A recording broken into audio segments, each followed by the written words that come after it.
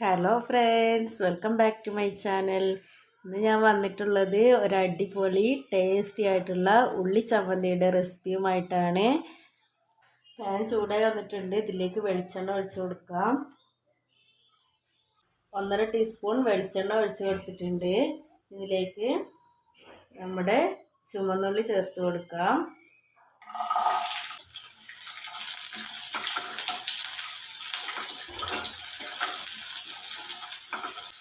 ഇതൊരു ലോ ഫ്ലെയിമിലിട്ട് കളറൊന്ന് മാറി വരുന്നത് വരെ വഴറ്റിയെടുക്കാം.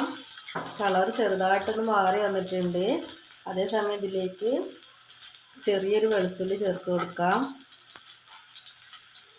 3-4 അല്ലി കറിവേപ്പില ചേർത്ത് കൊടുക്കാം.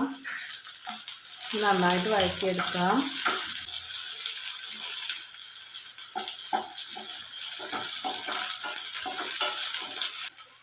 നമ്മുടെ ചുവന്നുള്ളിയൊക്കെ നന്നായിട്ട് വഴന്ന് വന്നിട്ടുണ്ട്.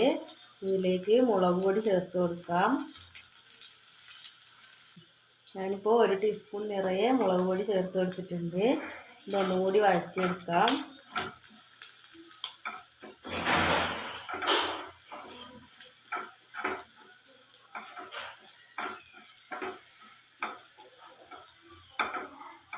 മുളക് പൊടി ചേർത്തതിന് ശേഷം ഒരു 10-15 സെക്കൻഡ് വഴറ്റിയ ശേഷം നമുക്ക് ഫ്ലെയിം ഓഫ് ചെയ്യാം.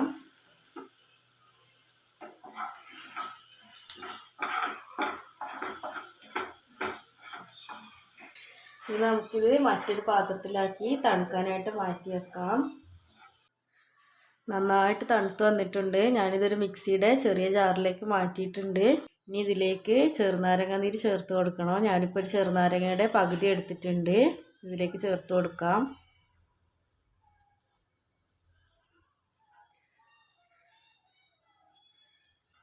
ഇനി ചമ്മന്തിയിലേക്ക് ആവശ്യമായിട്ടുള്ള ഉപ്പ് ചേർത്ത് കൊടുക്കാം.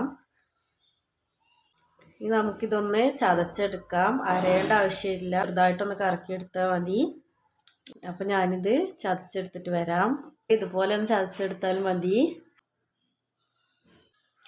അങ്ങനെ നമ്മുടെ ചമ്മന്തി ഇവിടെ റെഡി ആയിട്ടുണ്ട്. എപ്പോഴും പറയുന്ന പോലെ തന്നെ നമ്മുടെ വീഡിയോ ഇഷ്ടപ്പെട്ടാൽ ലൈക്ക് ചെയ്യുക, ഷെയർ ചെയ്യുക, സബ്സ്ക്രൈബ് ചെയ്യുക. സബ്സ്ക്രൈബ് ചെയ്യുന്നതിനോടൊപ്പം തൊട്ടടുത്തുള്ള ബെല്ലൈക്കൺ കൂടി ഒന്ന് പ്രസ് ചെയ്യുക.